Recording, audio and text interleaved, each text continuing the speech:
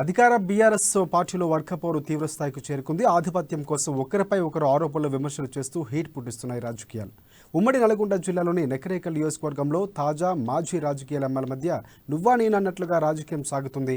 ఇక రాజకీయ పరిణామాల రోజురోజుకు పార్టీ వర్గాల్లో చర్చనీయాంశంగా మారుతున్నాయి. దీంతో నియోజకవర్గంపై పట్టు కోసం ఒకరికి మించి మరొకరు చేస్తున్న రాజకీయ ఎత్తుగడలపై ప్రత్యేక కథనం.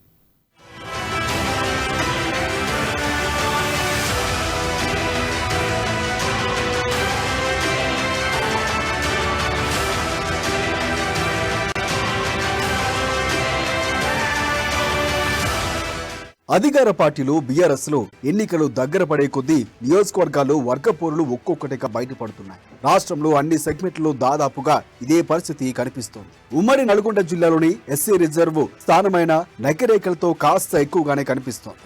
గత కొద్ది రోజులుగా ఎమ్మెల్యే చిరుమర్తి లింగయ్య, మాజీ ఎమ్మెల్యే వేముల వీరేశం మధ్య పచ్చగడ్డి వేస్తే భగ్గుమన్నట్లుగా రాజకీయం నడుస్తోంది. 2014లో జరిగిన ఎన్నికల్లో టీఆర్ఎస్ నుంచి వేముల వీరేశం ఎమ్మెల్యేగా గెలుపొందారు. ఆ తరువాత జరిగిన 2018 ఎన్నికల్లో వీరేశం ఓటమి చెవి చూశారు. ఈ ఎన్నికల్లో కాంగ్రెస్ పార్టీ నుంచి పోటీ చేస్తున్న చిరుమర్తి వీరేశంపై గెలుపొందారు. ఆ తర్వాత రాజకీయ పరిణామాల మధ్య అనూహ్యంగా బీఆర్ఎస్ పార్టీలో చేరారు. అప్పటి నుంచి వీరిద్దరి మధ్య రాజకీయ పోరు మొదలైంది.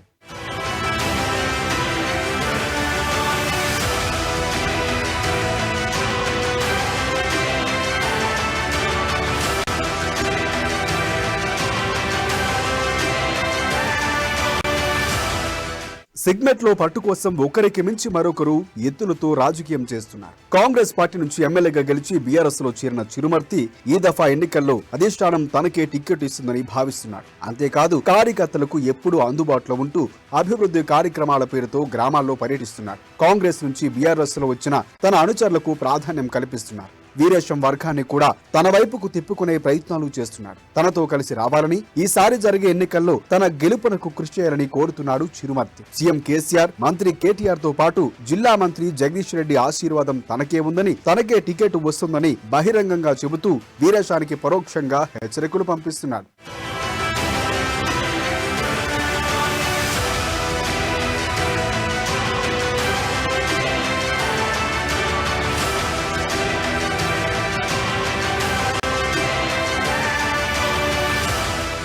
ఇక మాజీ ఎమ్మెల్యే వేముల వీరేశం 2018 ఎన్నికల్లో ఓడిపోయిన నాటి నుంచి తన క్యాడర్కు అండగా ఉంటున్నారు. నియోజకవర్గంలో పర్యటిస్తూ కార్యకర్తలకు భరోసా ఇస్తున్నారు. అధిష్టానం తనకే టికెట్ ఇస్తుందని ఆశాభావంతో ఉన్నారు. టికెట్ రాని పక్షంలో కాంగ్రెస్ లేదా బీఎస్పీ నుంచి పోటీ చేసే అవకాశాలు కనిపిస్తున్నాయి. చిరుమర్తి తనపై కక్షగట్టి రాజకీయంగా దెబ్బతీయాలని ప్రయత్నిస్తున్నాడని కార్యకర్తల వద్ద ఆరోపిస్తున్నారని చాలాసార్లు వీరేశం కామెంట్స్ చేశారు. ఏది ఏమైనా ఈసారి జరగనున్న ఎన్నికల్లో తప్పకుండా చిరుమర్తి లింగయ్యను ఓడించి తన ప్రాబల్యాన్ని చాటుకునే ప్రయత్నంలో వేముల వీరేశం ఉన్నారు.